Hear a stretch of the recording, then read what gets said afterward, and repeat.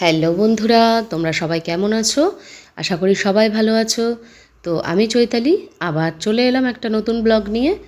তো আজকে হলো সানডেতে আজকে হবে ভেজ, যেহেতু নীলের উপোস সোমবারে। তো সেহেতু আজকে আমরা নিরামিষই খাবো। কালকেও নিরামিষ খেয়েছিলাম স্যাটারডেতে, শনিবার যেহেতু। তো আজকেও রবিবার নিরামিষ খাবো, খেয়ে কালকে বাবার উপোস করব, নীলের উপোস। তো যথারীতি দেখো আছে কি কি রান্না হবে। শুক্তো করব, শুক্তোর সব কিছু কেটে নিয়েছি, বড়ি দিয়ে, কাঁচকলা, বেগুন, উচ্ছে, ঝিঙে, আলু, সব দিয়ে একটা শুক্তো করলাম। আর এদিকে শুক্তোটা হয়ে এসছে, জল দিয়ে দেবো, গরম জল। ওদিকে ভাতও বসিয়ে দিয়েছি, ভাতটাও হয়ে এসছে। তো আজকে করেছিলাম ভাত, শুক্তো, আর এদিকে করব হচ্ছে পনির। তো পনির করব। আর দাদার যেহেতু অতটাও পনিরটা ভালো খায় না, তো ছানা নিয়ে এসেছিলো, ছানা ভাজা। মিষ্টির দোকানে এটা পাওয়া যায় আমাদের এখানে, ছানা ভাজা। তো এটাকে আমরা ওই পনিরের ঝোলের মধ্যেই আমি দিয়ে দেবো। তো পনিরটা খাবে, আমি খাবো, ছেলে খাবে, আর দাদা ছানা খাবে, আমিও একটু খাবো। আর করব আমের চাটনি। দেখো আমটাকে আঁটি হয়ে গেছে, টুকরো টুকরো করে কেটে রেখেছি। আমের চাটনি করব। আর এদিকে পনিরের মশলাটাও করে রেখেছি, জিরে, আদা, লঙ্কা, আর একটা টমেটো পেস্ট করে রেখেছি। তো সর্ষের তেল দিয়ে দিলাম কড়াইয়ে। এবার মশলাটাকে ঢেলে দিলাম। তো মশলাটা ভালো করে কষিয়ে নেব। পরিমাণ মতো লবণ দিয়ে দিলাম, হলুদের গুঁড়ো দিয়ে দেবো। দিয়ে যে ছানার আর পনিরটা যে ঝোল করব, সেই মশলাটাকে ভালো করে কষিয়ে নেব।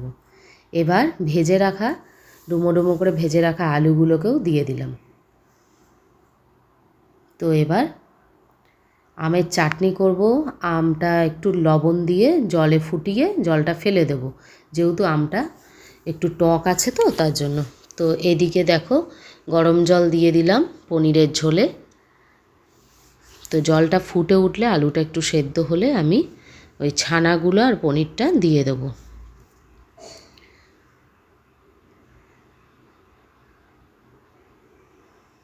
তো দেখো ঝোলটা ফুটে উঠেছে। এইবার আমি নুন চেক করে নিয়েছি, নুনটাও ঠিক আছে। এবার ভেজে রাখা পনিরগুলো আর ছানাগুলো এর মধ্যে আমি একে একে অ্যাড করে দিলাম। এইবার আর একটু সেদ্ধ হলে আমি সব নামিয়ে সার্ভ করে দেবো।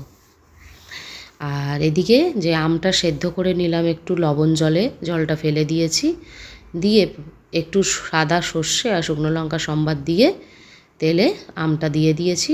নাড়াচাড়া করে, আমি চিনি দেব না, মিছরি দেব।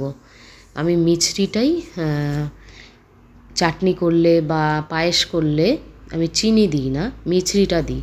মিছরি দিলে কিন্তু টেস্টটা কিন্তু খুব সুন্দর হয়। একবার এইভাবে করে দেখবে বন্ধুরা, খুব ভালো লাগে।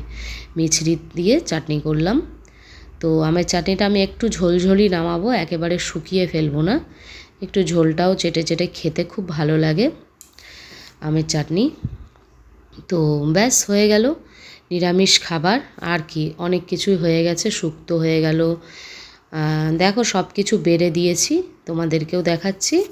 এই যে এদিকে দেখো সব সাজিয়ে রেখেছি, ভাত হয়ে গেছে দেখতেই পাচ্ছ। আর এদিকে দেখো এই যে শুক্তো, সব রকম সবজি দিয়ে, বড়ি দিয়ে শুক্তো হয়ে গেছে। আর এদিকে ছানা আর পনিরটা আলাদা রেখেছি, কেন ঝোলটা টেনে নেয়, তো ঝোলটা আলাদা রেখেছি। আর আমের চাটনি তো হয়ে গেল। যদি ভালো লাগে লাইক করো, কমেন্ট করো, শেয়ার করো।